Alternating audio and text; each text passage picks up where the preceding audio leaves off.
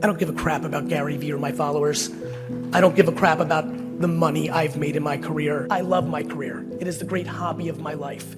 I work 12 or 15 hours a day because when I work, it feels like I'm golfing or sailing or laying on a beach and relaxing. It is the great joy. I got lucky. But when I tell you, none of my self-esteem or how I affirm who I am is based on my bank account or my following count, there isn't anything that I've said that is more true than that. I love you too. Thank you, Dean Sundaram, and President Mills. That was incredible. And to all the deans, look, I'm really here for these kids, but before we get into that, I also want to give a huge shout out to everybody in the back. Let's clap it up for them.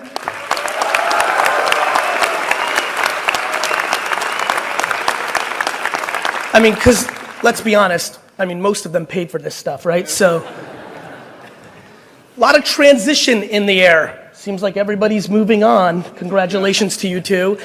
And all of you are about to move on. And I think the thing that I want to most talk about is all the misconceptions and the things that aren't true about the business landscape that people talk about. And more importantly, how deeply excited I am for all of you. See, the biggest lie that the world says is there is so much more positivity and opportunity and hope out there than is being sold to us on a daily basis.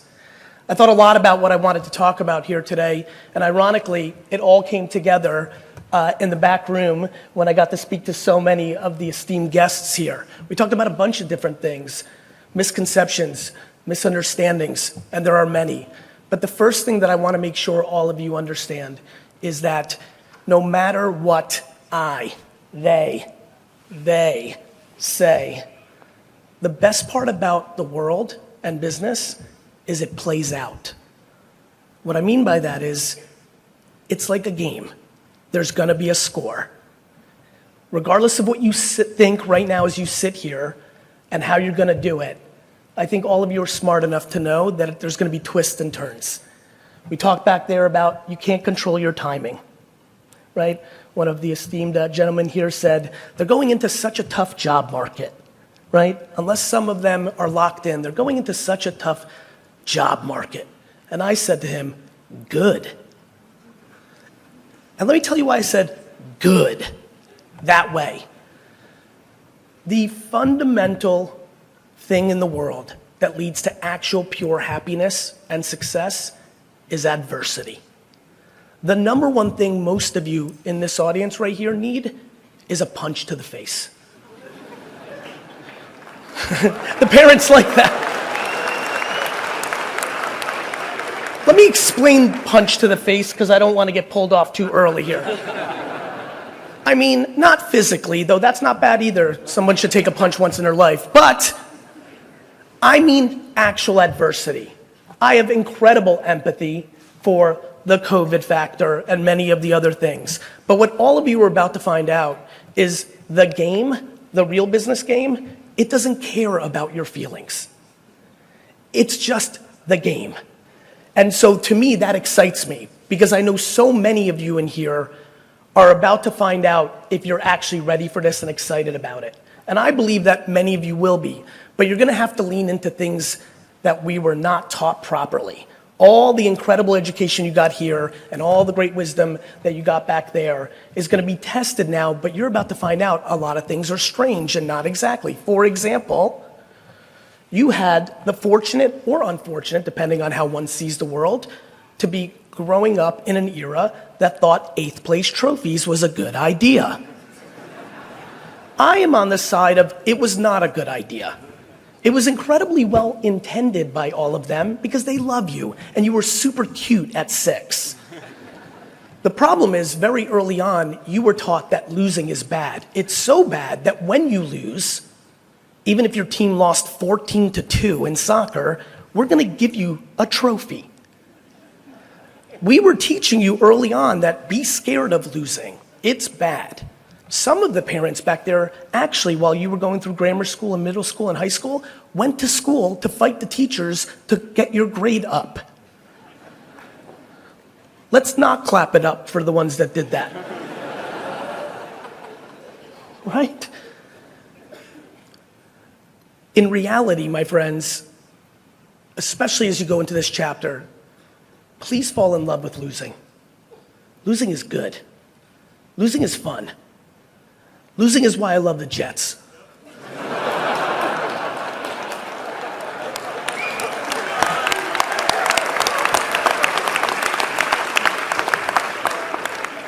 But in that joke, and I appreciate the reaction, especially as the garden is on fire right now, and it feels very much like the year that I graduated high school in 1994 around here. There's a really interesting story in my sports fandom that I think you can take something away from.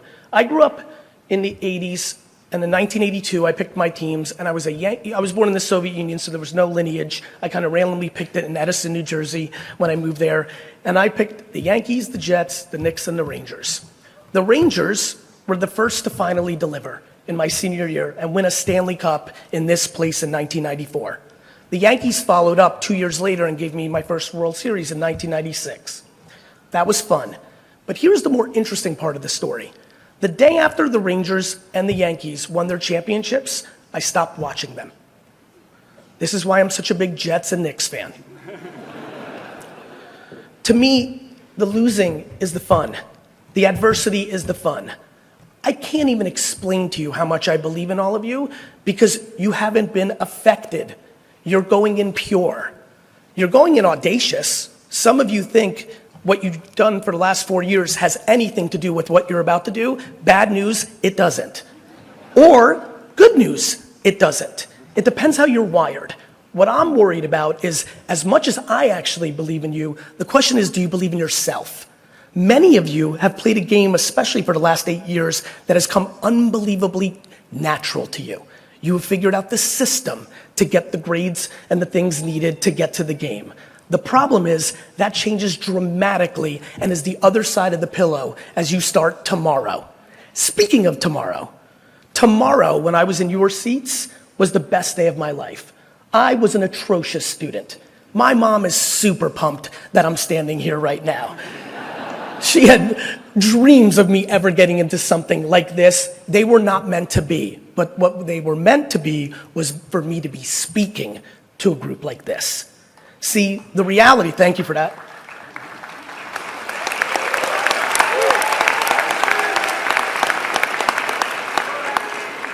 My friends, the reality is that all of you are unbelievably capable of winning this game.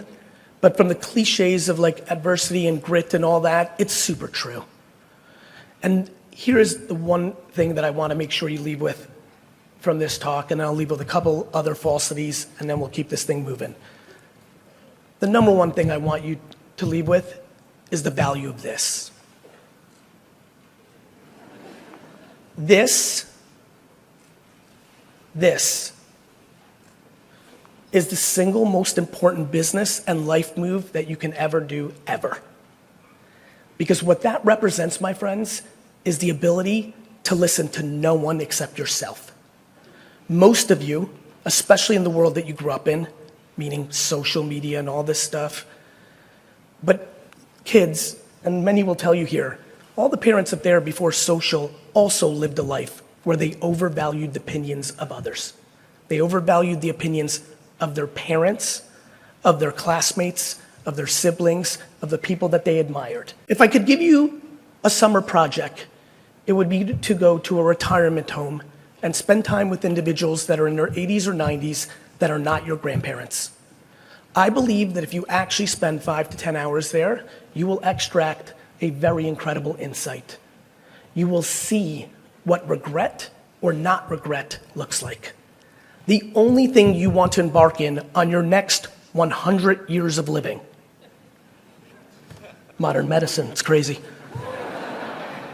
The only thing you need to focus on your next 100 years of living is that when you're $120, you don't say, I wish I. I wish I is scary. Please learn how to tune out the noise. They're gonna love you some days, they're gonna hate you some days. But you have to know yourself, and you have to start with being kind and empathetic and loving with yourself. Because if you're unable to do that, you will do it for nobody else.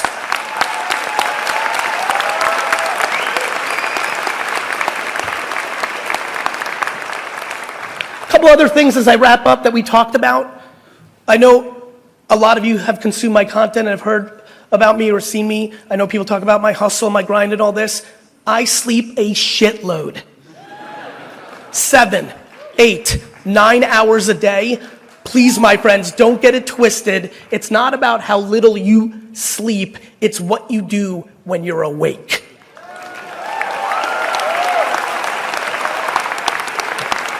I got you. Yeah, I got it. Probably my most, boy, do I hate this thing. This sentence must be eliminated from society. Nice guys finish last. The concept that being a nice human being will make you lose is one of the scariest and messed up statements in our society. Class of 2024, Stern School of Business, please help me eradicate this obnoxiousness.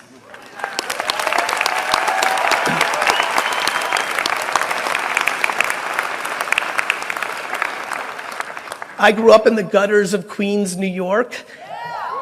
Big shout out to Queens. And I've worked really, really hard for the last 40 years to get to a place where I've sat in the most high elevated rooms in the world. And let me promise you one thing. There are 2 ways to get to the top. Extreme insecurity and extreme confidence. Many of you overfocus on the people that got to the top by extreme insecurity. Let me give you a little secret about the billionaires that I get to spend time with that have gotten there through extreme insecurity. They're sad, they don't like it, and their life sucks. Please, do not let insecurity be your fuel to the top because it's not sustainable. The people that get there through purity of actual confidence stay there the longest.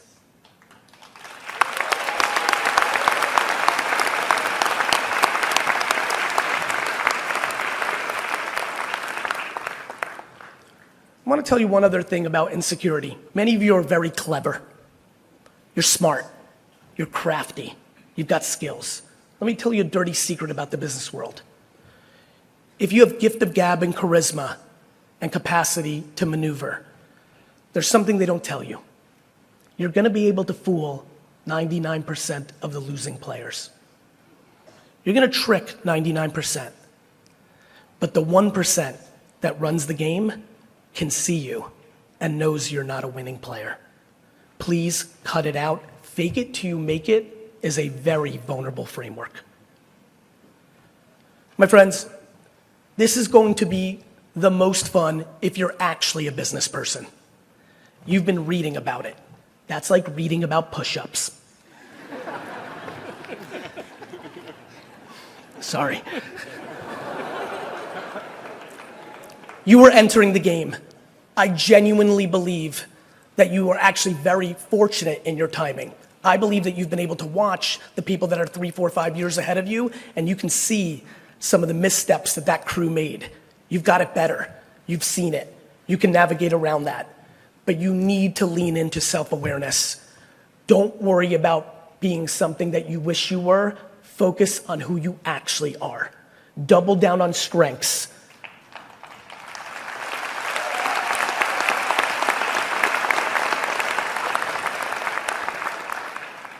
Be nice, because I promise you, when you aren't nice and that person eventually gets leverage, they will find you.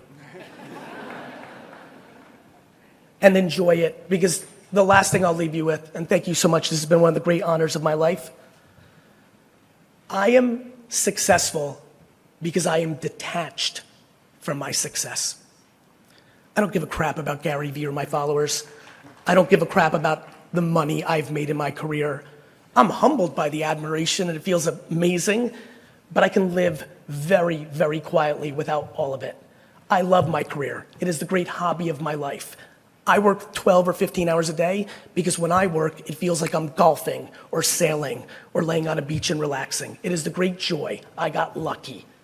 But when I tell you, none of my self-esteem or how I affirm who I am is based on my bank account or my following count, there isn't anything that I've said that is more true than that. I judge myself based on how people that actually know me, how they feel about me.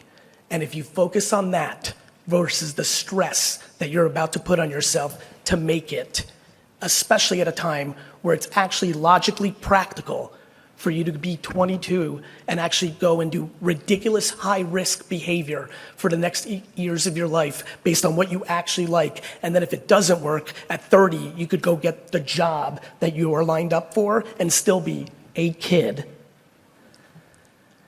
I promise you, if you enjoy it and if you like yourself, it will be good. And I promise you, if you don't, regardless of how much money you put in the bank, it will be bad. Class of 2024, I fucking love you. Congratulations. Thank you, bro. Thank you. Thank you.